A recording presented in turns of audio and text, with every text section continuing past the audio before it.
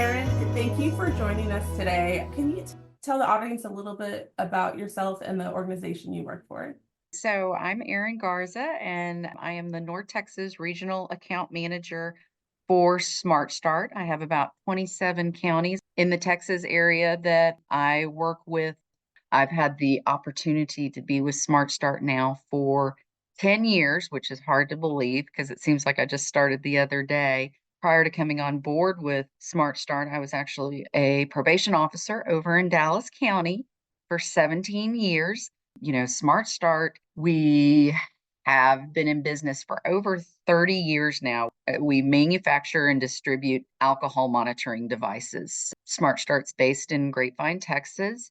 One of our main missions at Smart Start is basically to save lives. And we want to do that through our reliable alcohol monitoring solutions. So, Smart Start, we have ignition interlock devices, which are the devices that are installed in a vehicle, and an individual has to take and pass a breath test in order for the vehicle to start. And then also, we have a family of portable alcohol monitoring devices where individuals can be court required to have a mobile unit and take specific tests throughout the day and things like that. At Smart Start, we say, it's not just a product, it's a program. And I really believe that. And especially when we're working with specialty courts, they really utilize kind of both devices in conjunction when working as the individual goes through the different phases. With interlocks, the main idea is we're trying to separate that drinking from driving. We're trying to separate that vehicle from being started. And then your mobile units, those aren't going to prevent somebody from starting a vehicle. But if somebody's in a program and they don't have a vehicle or they don't have access to a vehicle, but courts are still wanting to be able to monitor any sort of alcohol use, those portable devices can come into play. So you shared a little bit about the history of Smart Start. Can you tell me anything about the founding, the people, like how it even So got started? this is actually a kind of a great story. So Betty Rogers, who started Smart Start years ago, it really came out of a personal need. So Betty and her husband lived on a working ranch, and they had a ranch hand that had some issues with the law and with DWIs, and they were trying to find something that could help their ranch hand. And they came across, this technology, interlocks and things like that. And it kind of came from there. So Smart Start was kind of born and bred here in Texas. Interlocks have been around for 40 plus years. The interlock technology has come such a long way from the beginning when kind of the technology was semiconductors, and now most all companies that provide interlocks, it's an alcohol specific fuel cell device. So interlocks are specifically testing for that ethyl alcohol. These days, all 50 states have some sort of ignition interlock law in place. Every state is very different in what they require, but I think that's such a great thing that we're at a point now that the importance of interlocks and the facts that they do save lives is a part of every state when it comes to those interlock laws. And I think it's such a great importance, and especially a lot of part of my job when I'm working with especially new prosecutors or new officers that are coming on board is providing them that education on how does an interlock work. In Texas, what is a fail level if I'm taking a test on an interlock? A lot of things that officers come in that they're not aware of when it comes to interlocks and the importance of it. You mentioned portable and the one that's installed in your vehicle. Are those your two main devices that Smart Start has then? Is that what you were saying?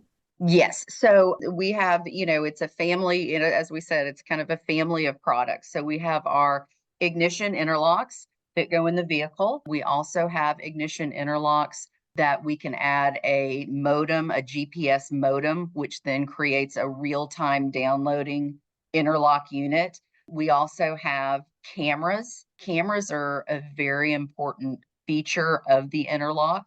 Now, cameras are not a state requirement with your interlock. It's usually going to be up to county, and sometimes judge to judge if they order an interlock or an interlock with camera. But I think the biggest takeaway with that camera, it's not an extra cost to your defendant, but what it does for your monitoring authorities, is very simple. It takes away the question of who is taking the test. I know when I go in and work with probation officers and stuff, they've all seen the pictures where it's like, oh, well, that's not my defendant. That's the girlfriend, that's the person sitting in the passenger seat, or that's the 10-year-old child leaning over from the back seat. So those pictures really take away the question of who is taking that test. So you do indeed know who is submitting the test. So we've got our interlocks, and then we also have the option for the real-time modem.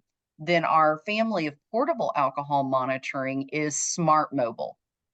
So we have our Smart Mobile Classic, and then we have the next generation Smart Mobile unit, which is called the Smart Mobile Insight. And these portable units are alcohol specific fuel cell. Again, so they're specifically testing for that ethyl alcohol, camera equipped. We can do up to 10 different testing times per day, and they are real-time downloading units, which also provide GPS points when somebody's taking a test or if a test is skipped. So I think that's definitely very important, because when we have somebody on an interlock, we know we're separating that drinking from driving. But again, you used to have some, defendants coming into court, before portables were being used, they would come in to the judge, oh, I don't have a car, I don't have access to a car, maybe thinking it might get them out of having to have some sort of alcohol monitoring. And now the courts and judges have this option. Well, that's great, you don't have a car, but we can still monitor you through a portable alcohol monitor. And I think one of the great things about that kind of real-time downloading is that the monitoring authorities are going to get that information when they need it, in the here and now, so that they can address if there are any violations or any concerns, that they can address that with the defendant in the here and now versus, 2 weeks from now, or something like that. A portable alcohol monitor is not going to prevent me from starting my vehicle, but it is another option. And when I'm working with monitoring authorities, I always love to say, it's another tool y'all have in your toolbox when you're working with your defendants, between the supervision, treatment, education, and then these alcohol monitoring devices. I think it's so important, all of these things working together to hopefully reduce that recidivism and help increase that rehabilitation. And it's everything working together, including these alcohol monitoring devices. We all have that same goal of, we want to save lives. We want to see recovery. We want to reduce that recidivism with these individuals when they come through. If I remember correctly from my time as a defense attorney, feels like forever ago, the the interlock devices that are on the vehicle, the way that those reports are uploaded to the court, that happens whenever they have to do like a check-in, I think, with their vehicle once a month, right? That's a great question. So part of the Texas regulations, they are required in general to come in for a service or calibration once every 30 days. The unit is installed up and underneath the dashboard in the vehicle, and it's separating that starter wire. And there is a relay unit underneath that is kind of the brains of the interlock, and that's where all the information is saved. So when an individual comes in for calibration every month, it's doing one of two things. We can make sure the unit is calibrating within the correct standards and that it's functioning. We also then are going to download all that information that's been saved through our secure servers, and then they will be passed on to the documented monitoring authority that we have on their account. And then also that calibration service allows the service techs to do a physical, just manual check to make sure there hasn't been any circumvention or things like that. When they come in to calibrate, when the information's downloaded, then the monitoring authorities, if they are listed as a monitoring authority on the account, will then receive that monthly summary or a violation report that has that information, all the different tests, or if tests were skipped, the actual breath alcohol readings are listed on there. So I think that's definitely something very important for the officers to receive that information. If I remember correctly as well, the portable devices that actually uploads reports, is it the same day even or within a certain amount of time? Can you share a little bit more about that? Absolutely. So the great thing, technology is a wonderful thing. So with your portable alcohol devices, a little bit different from interlocks. So your portable alcohol devices, your defendants will have test windows. So normally if somebody's ordered to have a portable alcohol monitor and SmartStart hasn't been told what test windows to do, we will do a default test window, which is usually 5 a.m. to 8 a.m., 5 p.m. to 8 p.m., 10 p.m. to midnight. Now, with that being said, we can schedule up to 10 different test windows in a 24-hour period. We can do scheduled test windows, or we could do random test windows, which I think is also very cool because you really can configure it to the risk need level of the defendant just on how you're manipulating those test windows, having some random, having scheduled, switching up those test times. But it is a real-time downloading unit. So what that means is when a test window closes, or if I've taken a test and the test window closes, the unit's going to go ahead and do its download. And one of two things will happen. If there is a violation, then it's going to push out a violation report to the officer.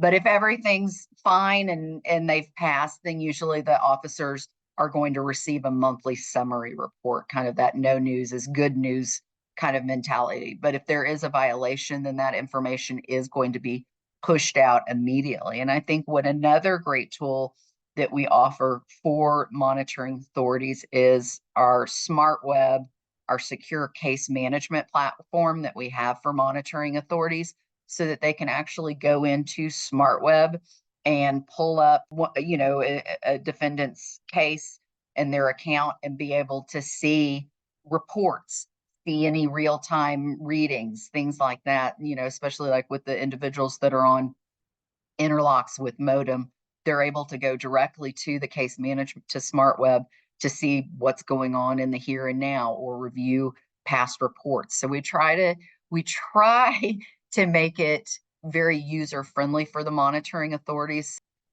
You talked a little bit earlier about how interlock devices have been around for 40 plus years and things have changed over the years. And I want to just touch a little bit on that improvement in technology.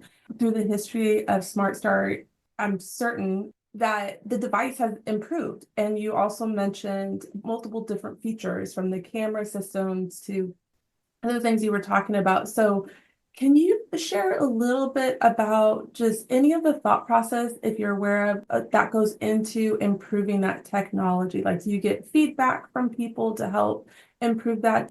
SmartStart is always looking for the newest technology, the improvements that happen in the industry and stuff. And so I think they're constantly kind of evolving as new technology comes available. And, it's something our compliance department and stuff is constantly staying on trends, like with NHTSA and the DADS program and things like that, so that as technology changes. And I think, one of the things that's been interesting, all these new electric hybrid, the technology has changed so much, so that is requiring the interlock industry as a whole to find different ways on how do we install on a 2024 Tesla hybrid truck, because that's very different than a 2015 Ford truck that doesn't have any bells and whistles. So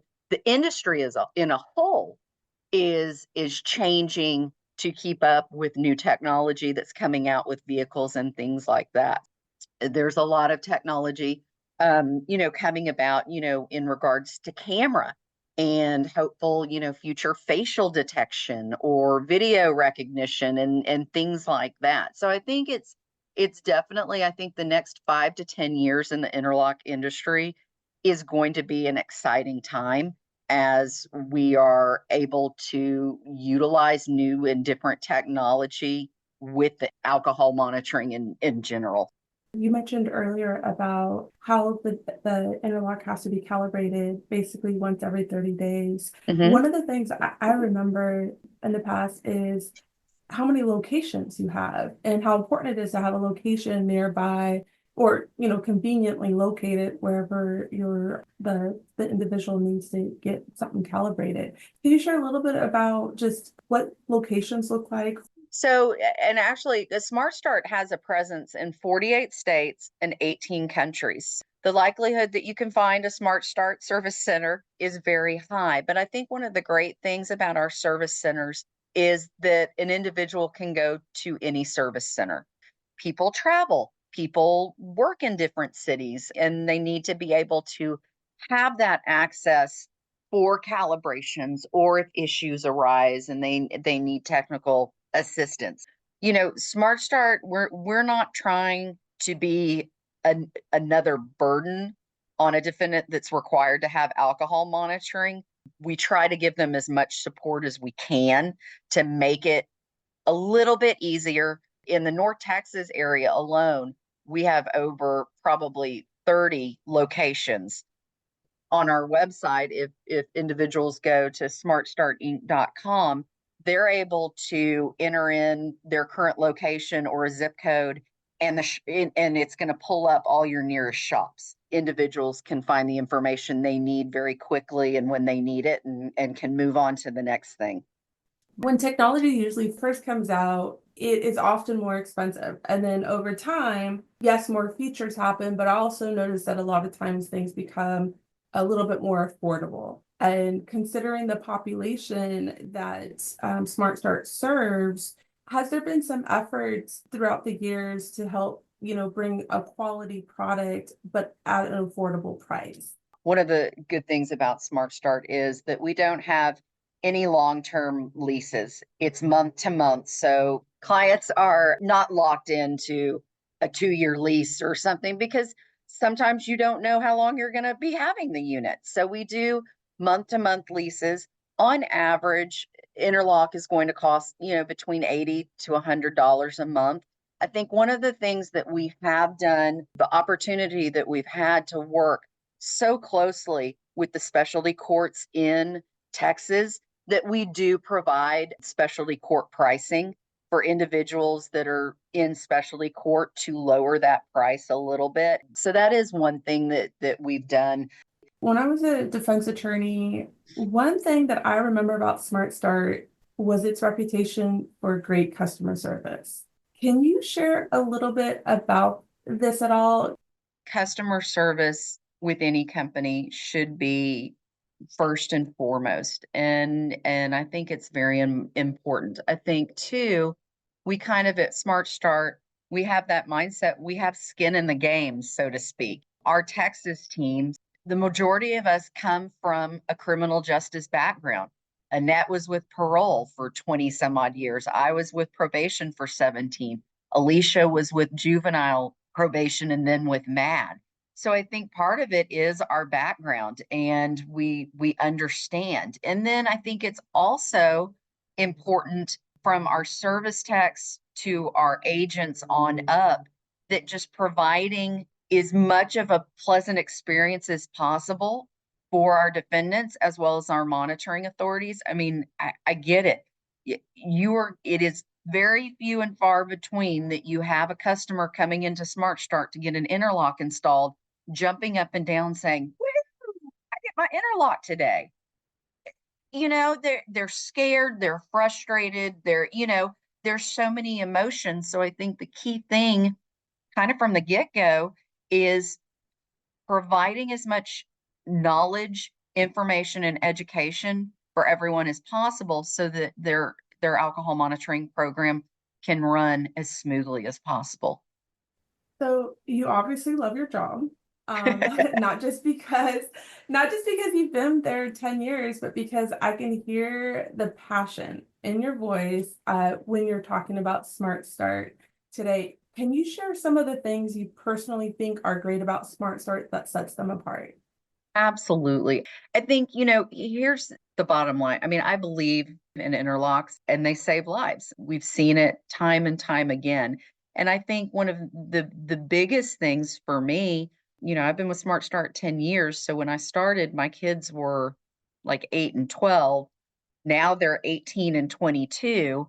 And every time they go out on the road, I think about the importance of driving safety. And, I'm not so much worried about them, but it's other individuals that choose to make a poor choice and drink and get behind the wheel. And that's what scares me. That's definitely is what motivates me. Smart Start, the technology, the importance of what the devices provide, saving lives. And I think it's been shown time and time again that interlocks do save lives. And I'm such a firm believer in that.